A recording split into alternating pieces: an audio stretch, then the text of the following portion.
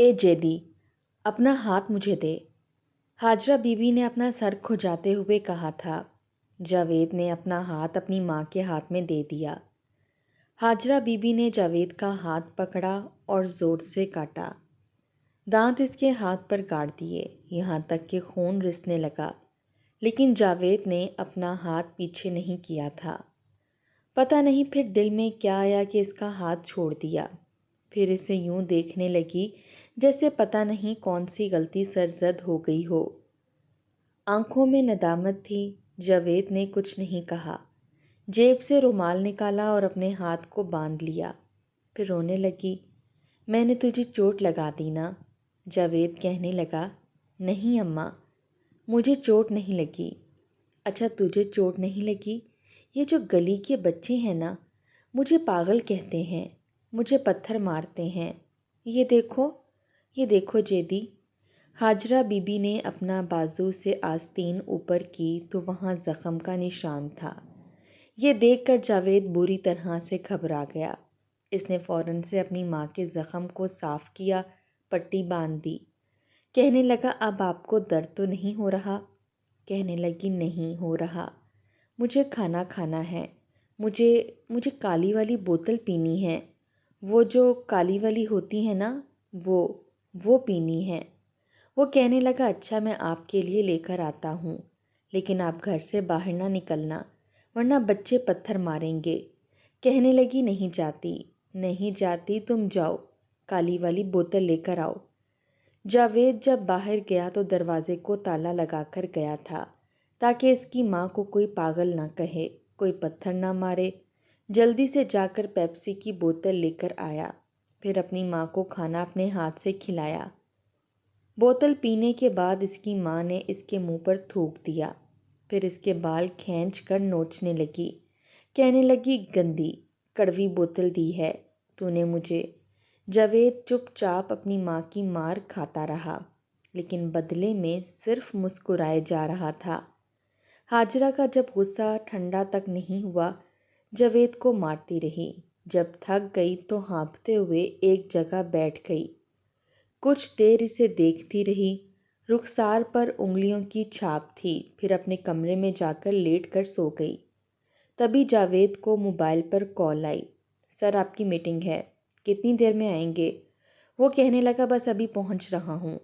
کچھ دیر میں وہ تیار ہو گیا تھا۔ اس نے اپنے کپڑے تبدیل کیے، اپنی ماں کا کمرہ بند کر دیا، لیکن کمرے میں دودھ کے پیکٹ اور کھانے پینے کی اشیاء بھی رکھی تھی تاکہ بھوک لگے تو وہ کچھ کھا لے۔ جب اپنے آفس میں گیا تو میٹنگ کے لیے اس کے کلائنٹ پہلے سے موجود تھے۔ میٹنگ کرنے کے بعد اس نے ڈاکٹر سے بات کی۔ ڈاکٹر کہنے لگا، آپ اپنی والدہ کو پاگل خانے میں کیوں نہیں داخل کروا دیتے؟ کتنے ہی نوجوان ہیں جن کے والدین ذہنی توازن کھو چکے ہیں، حالانکہ ان کا رویہ پھر بھی آپ کی والدہ سے کچھ بہتر ہے، لیکن نوجوانوں نے اپنی والدین کو پاگل خانے میں بھرتی کروا دیا، اور آپ کی والدہ تو جب جنون میں آتی ہیں تو بہت زور توڑ کرتی ہیں، آپ کو زخمی کر دیتی ہیں۔ جاوید کہنے لگا، نہیں، آپ کو نہیں پتا میری ماں نے کتنا صبر کیا ہے، میں اپنی ماں کو پاگل خانے نہیں چھوڑ سکتا۔ ڈاکٹر کہنے لگا، آپ سمجھ نہیں رہے، دیکھیں وہ پاگل ہے، اس کا ذہنی توازن ٹھیک نہیں ہے، یہ نہ ہو کہ وہ آپ پر قاتلانہ حملہ کر دے، بدلے میں آپ کچھ نہیں کہتے، اپنا بچاؤ بھی نہیں کرتے۔ میں آپ کا خیر خواہ ہوں، اس لیے آپ کو مشورہ دے رہا ہوں، اپنی والدہ کو پاگل خانے بھرتی کروا دیں۔ جاوید نے کہا، میں نے آپ کو اس لیے فون نہیں کیا کہ آپ مجھے مشورہ دیں، آپ مجھے بس میڈیسن چینج کر دیں۔ ڈاکٹر نے اسے میڈیسن بتا دی۔ جاوید جب گھر آیا تو سب لے کر آیا تھا، ساتھ میں میڈیسن بھی، لیکن کمرے کا دروازہ بری طرح سے کھٹک رہا تھا۔ جلدی سے وہ اپنی والدہ کے کمرے کی طرف گیا۔ دروازہ کھولا تو اس کی والدہ بڑے غصے میں تھیں۔ کمینے، تو نے پھر سے مجھے کمرے میں بند کر دیا، مجھے پتا ہے اب تو مجھے مارے گا، تو مجھ پر ہاتھ اٹھائے گا، میرے سر پر بڑی زور کی چیز مار ڈالے گا، میں تجھے چھوڑوں گی نہیں، خبردار جو تو نے مجھے ہاتھ لگایا، دیکھ مجھ سے دور رہ، ایک بچے کی ماں ہوں میں، کیوں سمجھ میں نہیں آتا تجھے میں بد دعا دے دوں گی۔ پھر سے دورہ پڑنا شروع ہو چکا تھا۔ جاوید کہنے لگا امی میں ہوں آپ کا بیٹا۔ کہنے لگی جھوٹ، جھوٹ بولتا ہے کمینے، میں تیرا منہ توڑ دوں گی۔ دیکھ میرا بچہ بہت چھوٹا ہے، تو بڑا ہے، تم مجھ سے جھوٹ بول رہے ہو۔ ہاتھ میں ایک گلدان حاجرہ بی بی نے پکڑا تھا اور زور زور سے جاوید کو مارنے لگی۔ ہونٹ نیلے ہو رہے تھے، رنگت پیلی پڑ چکی تھی۔ جاوید نے جلدی سے دوائی پکڑی اور سامنے جگ سے پانی گلاس میں ڈال کر اپنی ماں کے منہ میں دوائی ڈال کر پانی پلا دیا۔ کچھ ہی دیر میں وہ گہرے گہرے سانس لیتے ہوئے غنودگی میں جانے لگی۔ ہاتھ سے گلدان چھوٹ گیا تھا۔ اس سے پہلے کہ وہ زمین بوس ہوتی، جاوید نے اپنی ماں کو گود میں بھر لیا، بیڈ پر لٹا دیا اور پھوٹ پھوٹ کے رونے لگا۔ کبھی اپنی ماں کے چہرے پر ہاتھ پھیرتا تو کبھی رونے لگتا۔ کبھی بازو پر گلدان کے لگنے سے نیل کے نشان پڑ جاتے، اور ایسے کئی زخم اس کے وجود پر تھے، لیکن اسے درد نہیں ہوتا تھا۔ جو درد اس نے اپنی ماں کا سہا تھا، اس کے مقابلے میں یہ درد بہت کم تھا۔ صبح تک حاجرہ بی بی سب کچھ بھول گئی تھی، ایسے تھی جیسے کہ بالکل ٹھیک ہو چکی ہو۔ بیڈ پر سو رہی تھی۔ جاوید سامنے کرسی پر بیٹھا اونگ رہا تھا۔ پوری رات اس نے ماں کے سرہانے بیٹھ کے گزاری تھی۔ اسے یوں دیکھ کے کہنے لگی، جیدی میرے بچے یہاں کیوں بیٹھے ہو؟ اپنے کمرے میں جاؤ، وہاں جا کے سو جاؤ۔ کہنے لگا نہیں اماں میں ٹھیک ہوں۔ پھر اس کے سر پر زخم کا نشان دیکھ کر کہنے لگی، یہاں کیا ہوا ہے؟ اپنا دھیان کیوں نہیں رکھتا؟ وہ کہنے لگا آپ ہیں نا میرا دھیان رکھنے کے لیے۔ حاجرہ بی بی نے اسے اپنے ساتھ لگا لیا، پیار کرنے لگی، جیسے رات کو کچھ ہوا ہی نہیں تھا۔ ایسا ہی ہوتا رہا تھا اس کے ساتھ کئی سالوں سے۔ جاوید 10 سال کی عمر سے اپنی ماں کی یہ سب حرکتیں برداشت کر رہا تھا۔ اس عمر میں جب اسے خود ماں کی ضرورت تھی، اپنے آپ کو کس طرح سے اس نے سنبھال رکھا تھا، کس طرح سے اپنے باپ کا کاروبار سنبھال رکھا تھا، یہ وہی جانتا تھا۔ اسے یاد آنے لگا کہ جب اس کی ماں بالکل ٹھیک ہوتی تھی اور اس کا باپ زندہ تھا تو زندگی کتنی خوبصورت تھی، لیکن اس کے والد کی اچانک موت نے تو حاجرہ بی بی کا دماغ ہی خراب کر ڈالا تھا۔ اس سے یہ صدمہ ہی برداشت نہیں ہو رہا تھا۔ اپنے شوہر کی لاڈلی بیوی تھی، دونوں میں بہت محبت تھی، پیار تھا، اتفاق تھا۔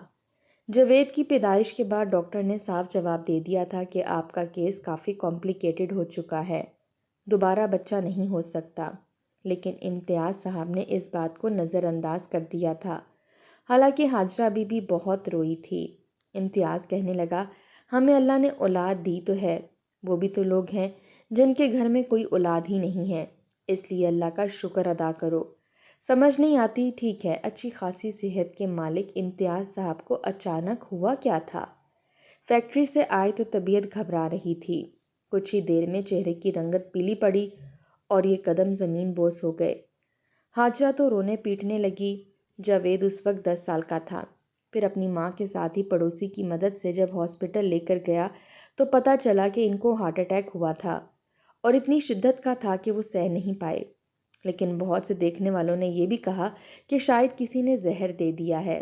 آج کل ایسے زہر ہیں کہ پتہ ہی نہیں چلتا کہ زہر دیا گیا ہے یا ہارٹ اٹیک ہوا ہے۔ پوسٹ مارٹم کون کرواتا ہے؟ 10 سالہ جاوید کی کس نے سننی تھی؟ ماں کی حالت بھی عجیب تھی، ماں کو دورے پڑنے لگے تھے، سارا کام کاروبار ٹھپ ہونے لگا تھا۔ ایک بار مینیجر گھر پر آیا اور حاجرہ بی بی سے کہنے لگا کہ ہمیں فیکٹری نیلام کرنی پڑے گی کیونکہ امتیاز صاحب نے بہت قرضہ لے رکھا تھا۔ حاجرہ بی بی کہنے لگی، یہ آپ کیا کہہ رہے ہیں؟ انہوں نے تو مجھے کبھی نہیں بتایا کہ انہوں نے کوئی قرضہ لے رکھا ہے۔ مینیجر کہنے لگا، تو کیا میں جھوٹ بول رہا ہوں؟ میرے پاس سارے ثبوت ہیں کہ انہوں نے کس کس سے قرضہ لے رکھا تھا۔ یہ سن کر حاجرہ بی بی پریشان ہو گئی تھیں۔ خود پڑھی لکھی بھی نہیں تھیں، اس طرح کی باتوں کو سمجھتی بھی نہیں تھیں۔ بہرحال مینیجر کہنے لگا کہ یہ کارڈ رکھیں، اس شخص سے آپ کے شوہر نے لاکھوں کا قرضہ لیا ہے جو فیکٹری بیچنے کے بعد بھی پورا نہیں ہوگا۔ آپ اس سے خود بات کر لیں، اگر وہ مان جائے تو ہو سکتا ہے قرضہ معاف کر دے۔ یہ سن کر حاجرہ بی بی نے جاوید کا ہاتھ پکڑا اور اس شخص کے آفس میں چلی گئی، لیکن جب سامنے بیٹھے شخص کو دیکھا تو ہوش اڑ کر رہ گئے۔ سامنے بیٹھا شخص وہ تھا جو حاجرہ بی بی کے محلے میں رہتا تھا۔ جب وہ چھوٹی تھی اور اسکول جاتی تھی تو آتے جاتے اسے پریشان کرتا تھا۔ ایک بار حاجرہ بی بی نے اس کے منہ پر تھپڑ دے مارا تھا۔ آس پاس کے لوگوں نے جب دیکھا تو 7ویں جماعت کی بچی کو پریشان کر رہا ہے تو سب لڑکوں نے اور مردوں نے اسے مارا پیٹا تھا۔ حالانکہ وہ محلے کے اچھے خاصے کھاتے پیتے گھرانے کا لڑکا تھا، لیکن بگڑا نواب تھا۔ اس کے بعد دوبارہ وہ نظر نہیں آیا۔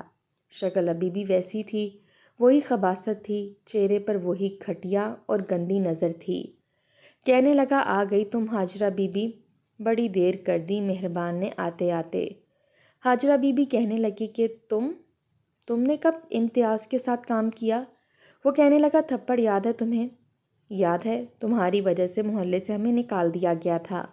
سارے محلے کے مردوں سے تم نے مجھے پٹوایا تھا۔ میں نے تو اسی وقت سوچ لیا تھا کہ تم سے بدلہ ضرور لوں گا، اس لیے تمہارے شوہر سے میں نے کاروبار شروع کیا۔ اور جانتی ہو، تمہارے شوہر کو سلو پوائزن میں نے ہی دینا شروع کیا تھا، چائے میں ملا کر۔ یہ سن کر حاجرہ بی بی کا دماغ گھوم کے رہ گیا۔ اس نے اس شخص کا گریبان پکڑ کر جھنجھوڑ ڈالا۔ کہنے لگی، تم ہوتے کون ہو میرے شوہر کو جان سے مارنے والے؟ لیکن اس وقت وہ اسی شخص کے آفس میں تھی۔ اس نے اپنا گریبان چھڑوا کر دھکا دے کر حاجرہ بی بی کو صوفے پر گرایا تھا۔ پھر آفس کا کمرہ بند کر کے سب سے پہلے جاوید کے ہاتھ باندھ دیے اور اسے کرسی پر بٹھا کر باندھ کر اس کا منہ پیچھے کر دیا کہ وہ دیکھ نہ سکے۔ جاوید چلا رہا تھا، رو رہا تھا اور اپنی ماں کی چیخیں اور سسکیاں بھی سن رہا تھا۔ اس شخص نے بدلہ لینے کے لیے اس کی ماں کی عزت کو تار تار کر دیا تھا، جو بار بار کہہ رہی تھی، میرا چھوٹا سا بچہ ہے، تمہیں شرم کیوں نہیں آتی؟ تمہیں اللہ سے ڈر کیوں نہیں لگتا؟ لیکن اس شخص نے صرف بدلہ لینا تھا۔ جو بدلہ اس نے لیا تھا، حاجرہ بی بی کا ذہنی توازن خراب ہو گیا تھا۔ حاجرہ بی بی کو برباد کرنے کے بعد اس نے وہاں سے بھیج دیا۔ گھر آ کے وہ کمرہ بند کر کے خودکشی کرنے لگی، لیکن جاوید رونے لگا، ماں کو واسطے دینے لگا۔ حاجرہ بی بی نے خودکشی تو نہیں کی، لیکن وہ واقعہ اس کے دماغ پر جیسے چھپ گیا تھا۔ روتی تھی، گڑ گڑاتی تھی، اسے لگتا تھا کہ ابھی بھی وہ شخص اس کے کمرے میں ہے اور اس کے ساتھ گناہ کر رہا ہے۔ وہ کبھی اپنے بال نوچنے لگتی تو کبھی اسے دورہ پڑنے لگتا تو وہ جاوید کو مارنے لگتی۔ جاوید اپنی ماں کی حالت دیکھتا تو پھوٹ پھوٹ کے روتا تھا۔ پہلے تو اس کے ماموں اور ممانی انہیں اپنے گھر لے گئے۔ جاوید پڑھنے لگا، لیکن اس کی والدہ کو دورہ پڑتا تو وہ ہر ایک کو مارنے لگتی۔ باپ کا سب کچھ بک چکا تھا۔ ماموں اور ممانی بھی پریشان ہو گئے۔ اس کے ماموں کہنے لگے کہ ایسا کرتے ہیں کہ آپا کو پاگل خانے داخل کروا دیتے ہیں، لیکن جاوید نے منع کر دیا۔ کہنے لگا، نہیں ماموں، میری ماں کو پاگل خانے مت بھیجنا۔ باپ دنیا سے چلا گیا، ایک ماں ہی تو ہے میرے پاس۔ اپنی ماں کی ہر تکلیف کو اس نے اپنے کانوں سے سنا تھا، اذیت کو اپنے اندر سہا تھا، اس لیے جانتا تھا کہ اس بیچاری کا کوئی قصور نہیں ہے۔ پاگل خانے میں کون سا کسی کے ساتھ اچھا سلوک ہوتا ہے، اور عورتوں کے ساتھ تو بالکل بھی نہیں ہوتا۔ اس کے ماموں کہنے لگے، ہم کیسے انہیں اپنے گھر پر رکھ سکتے ہیں؟ اس نے کہا کہ میں اپنے گھر پر رہ لوں گا، بس آپ میرے اسکول کی فیس بھر دیجیے گا۔ جاوید اپنی والدہ کو لے کر واپس اپنے گھر آ چکا تھا۔ جو بھی ملازمہ گھر پر آتی تو حاجرہ بی بی اسے مارنے لگتی، کبھی گھر سے باہر نکل جاتی، گلی کے بچے سے پاگل پاگل کہتے تو ان کے پیچھے بھاگتی، وہ آگے سے پتھر مارتے، زخمی ہو کر گھر آتی تو توڑ پھوڑ شروع کر دیتی تھی۔ جاوید جب اسکول سے آتا تو آ کر اپنی ماں کے لیے کھانا بناتا، اس کے زخموں پر دوا لگاتا۔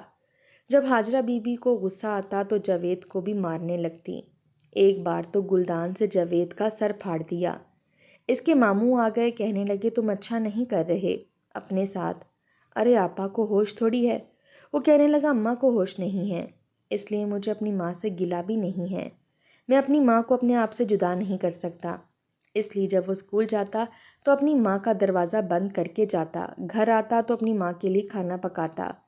کوئی ملازمہ گھر پہ کام کرنے کے لیے نہیں تھی، بڑی محنت سے پڑھ رہا تھا۔ کبھی کبھی تو حاجرہ بی بی پر جب دورہ پڑتا تو وہ زمین پر گری ہوئی ملتی۔ جاوید بڑی مشکل سے انہیں اٹھاتا تھا، اٹھتی تو الٹا جاوید کو مارنے لگتی، کہتی کہ دور ہٹ جاؤ، میرا چھوٹا سا بچہ ہے، تمہیں شرم کیوں نہیں آتی؟ تبھی جاوید کا گریبان پکڑ کر اسے مارنے لگتی۔ 12 سالہ جاوید اپنی ماں کی مار کھاتا رہا تھا۔ کبھی سے جنون چڑھتا تو اس کے ہاتھ پر کاٹ دیتی۔ یوں ہی وقت گزرنے لگا تھا۔ جاوید دل لگا کے پڑھتا تھا۔ BBA کمپلیٹ کرتے ہی اس کے ماموں نے اپنی بہن کی وراثت کا حصہ جاوید کے حوالے کر دیا۔ اس نے اپنے باپ کی تباہ شدہ فیکٹری کو ہی ذرا استعمال لانے کی کوشش کی تھی۔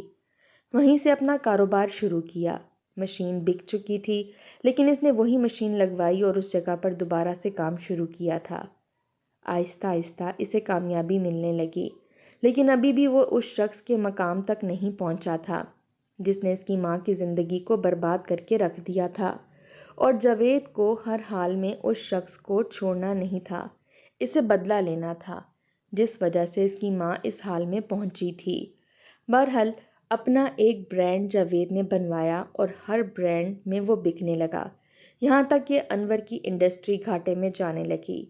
انور کو اس بات کی حیرت ہوئی کہ مردہ فیکٹری زندہ کیسے ہو گئی۔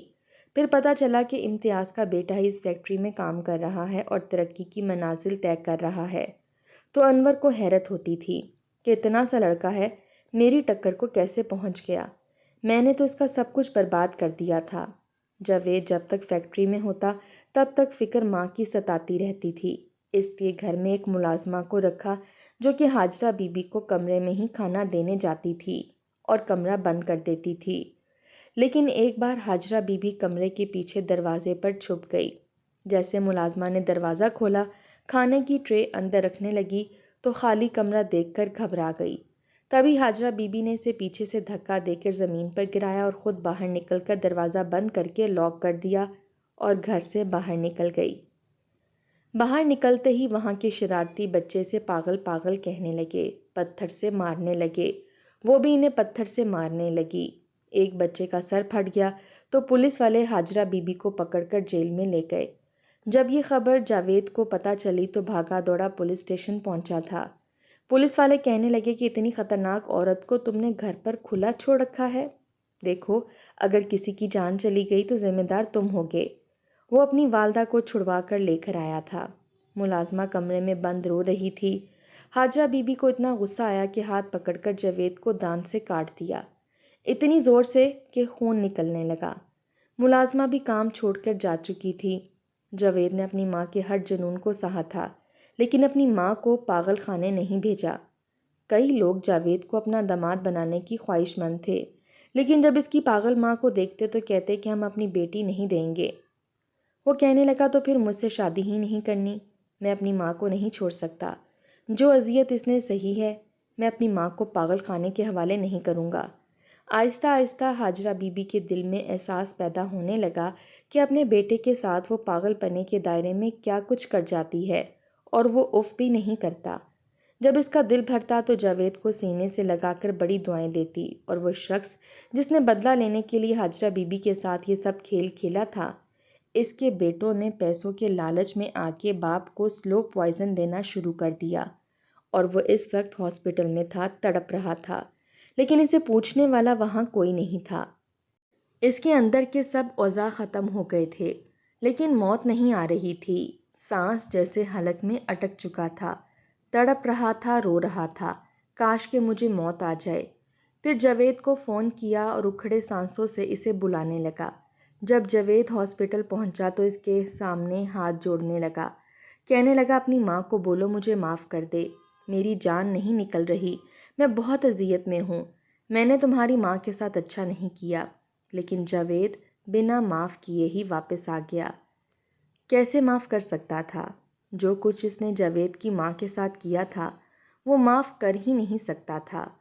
10 سال کی عمر میں اس نے اپنی ماں کے ساتھ ہونے والی زیادتی کو اپنے کانوں سے سنا تھا۔ اپنی ماں کی سسکیاں اور چیخیں آج بھی اس کے کانوں میں جب گونجتیں تو اس کی آنکھوں سے آنسو بہنے لگتے تھے۔ اللہ کے حضور یہی دعا کرتا تھا کہ اس شخص کو بھی ایسی ہی عبرتناک سزا ملے تو دوبارہ کوئی ایسے گناہ کرنے سے پہلے کانپ اٹھے، اور اس شخص کا یہی حال تھا، نہ وہ زندوں میں تھا نہ مردوں میں، تڑپتا تھا، روتا تھا۔ اس کے بیٹوں کی یہ کوشش تھی کہ باپ مر جائے، لیکن باپ کی جان تو جیسے حلق میں اٹک کر واپس جسم میں پرواز کرتی تھی۔ اذیت تھی کہ بیان سے باہر تھی، پتہ نہیں لوگ ظلم کرنے سے پہلے یہ کیوں بھول جاتے ہیں کہ خدا کی لاٹھی بے آواز ہوتی ہے۔ ہاجرہ کی حالت پہلے سے کافی بہتر ہو گئی تھی، وہ بالکل ٹھیک ہونے لگی تھی، لیکن انور کی اذیت ابھی بھی برقرار تھی۔